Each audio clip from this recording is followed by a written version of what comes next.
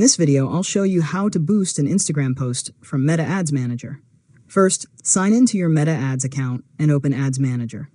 Click Create to start a new campaign and choose the objective that best matches your goal, such as engagement or sales.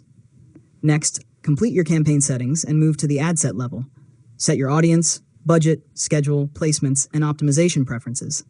After that, continue to the ad level. Under Identity, make sure you've selected the correct Facebook page and Instagram account. Then, in the Ad Setup section, choose Use Existing Post. Now, click Select Post, switch to the Instagram tab if needed, choose the Instagram post you want to promote, and click Continue. Review your ad preview to make sure you've selected the correct post. Finally, review all of your campaign settings and click Publish. Once Meta approves your campaign, your selected Instagram post will begin running as an ad based on the audience and budget you've chosen. And that's it. You've successfully learned how to boost an Instagram post from Meta Ads Manager. If you found this tutorial helpful, make sure to subscribe to LearnModelab for more tutorials.